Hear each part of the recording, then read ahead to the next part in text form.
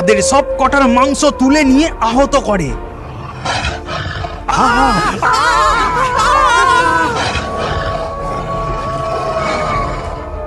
বাবরে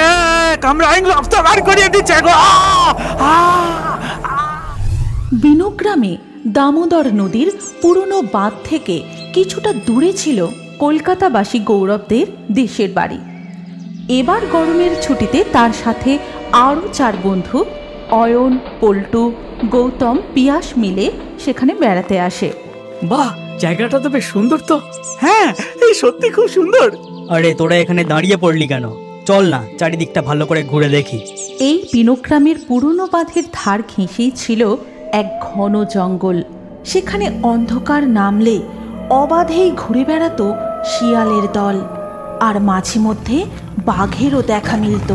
বাঁধ পেরিয়েছিল এক শ্মশান, যেখানে সাধারণত গরিব মানুষেরাই পাশের জঙ্গল থেকে কাঠ এনে মরা পুড়িয়ে শেষকৃত্য সম্পন্ন করত।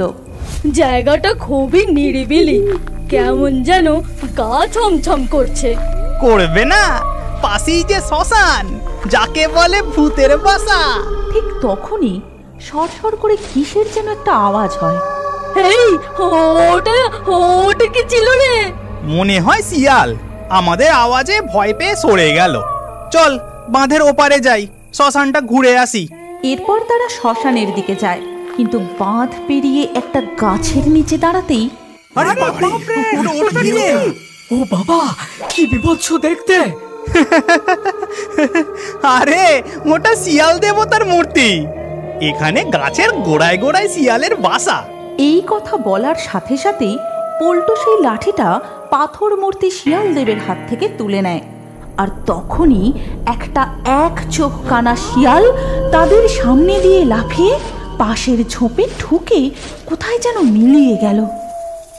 এই, এখানে শ্মশানের সামনে শিয়াল দেবের মূর্তি কেন? ব্যাপারটা তো ঠিক বুঝলাম না। বাড়ির বড়দের মুখে গল্প শুনেছি, অনেককাল আগে জঙ্গলের ওপারে যাযাবর প্রজাতির মানুষ এসে বসবাস করতে থাকে। তারাও এই শ্মশান ব্যবহার করত, আর মরা পোড়াতে এসে শিয়াল ধরে ধরে মাংস পুড়িয়ে খেত। আর তখনই নাকি বাকি শিয়ালগুলো যেন কান্নায় ভেঙে পড়তো। আর এইভাবেই যখন প্রায় পুরনো বাঁধের চত্বর থেকে শিয়ালের প্রজাতিটাই শেষ হতে বসেছিল, গৌরব তার বন্ধুদের বহু যুগ আগের সেই শিয়ালের ঘটনা বলতে থাকে। আমাদের খোকাকে কি সুন্দর দেখতে হয়েছে, তাই না? একেবারে তোমার মতো। না না, তোমার মতোই সুন্দর। ঠিক তখনই একটা তীর এসে মা শিয়ালকে আহত করে।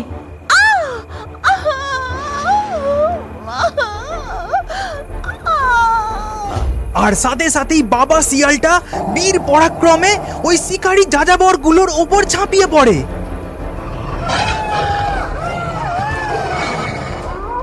তাদের সব কটার মাংস তুলে নিয়ে আহত করে।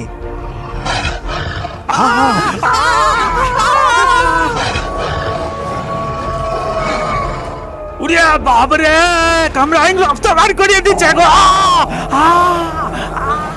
এইভাবে তাদের সব কটার মাংস তুলে নিয়ে আহত করে, কিন্তু প্রাণে মারে না।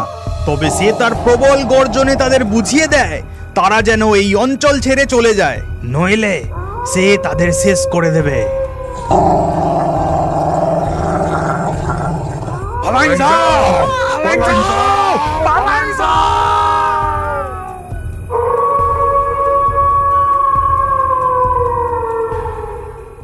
তারপর থেকে সেই শিয়ালটাই নাকি এখানকার রক্ষাকর্তা হয়ে ওঠে, আর এই পাথরের ওপর বসেই সে পাহারা দিত। ওই শিয়ালটাই নাকি মারা যাবার পর পাথর হয়ে গিয়ে দেবতার রূপ ধারণ করেছে, আর এখনো নাকি শিয়ালদের রক্ষা করে যাচ্ছে। এবার চল ওই দিকটা যাই। এরপর তারা আর একটু এগিয়ে ঠিক শ্মশানের কাছে পৌঁছতেই কিছু জমা করে রাখা কাঠের পিছন থেকে এক আকাশ কাঁপানো হাসি।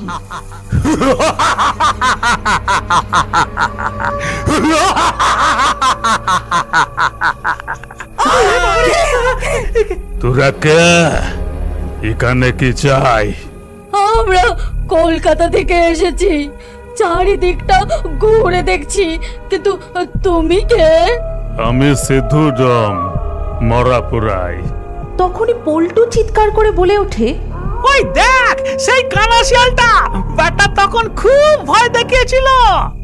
এই কথা বলেই পল্টু একটা বড় মোটা কাঠের টুকরো তুলে নিয়ে শিয়ালটাকে ছুঁড়ে মারে। শিয়ালটাও একটা ব্যথা পাওয়ার শব্দ করে সেখান থেকে সরে যায়। এটা তুমি ঠিক করলে না, ওরা নিরীহ প্রাণী, ওকে অহেতুক আঘাত করলে কেন? চলে যাও এখান থেকে। তারপর তারা সেখান থেকে চলে আসে। আর আসার পথে, এই গৌরব, ওগুলো কিসের গর্ত?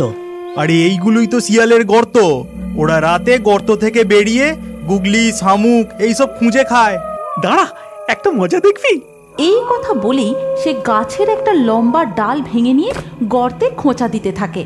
আর একটা শিয়াল সেই গর্ত থেকে বেরিয়ে ভয় পেয়ে শ্মশানের দিকে পালায়।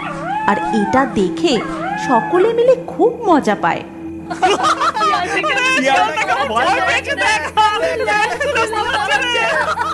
এরপর তারা গৌরবের সেই পুরনো বাড়িতে ফিরে আসে এবং রাতে খাওয়া দাওয়ার পর গল্প করতে করতে ঘুমোতে তাদের অনেক রাত হয়ে যায়।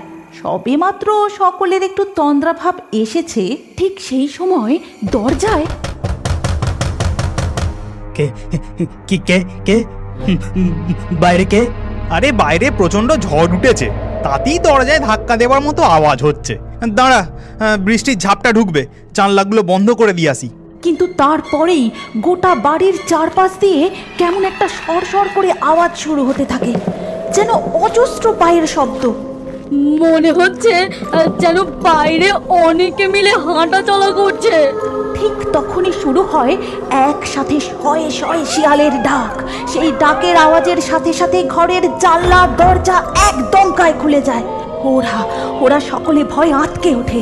শিয়ালের চিৎকার আরো আরো আরো বেড়ে যায়।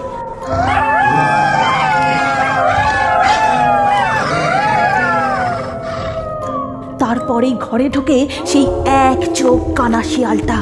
আর শিয়ালের সাথে সাথে ঘরে ঢোকে আরো একজন, সিধু ডোম।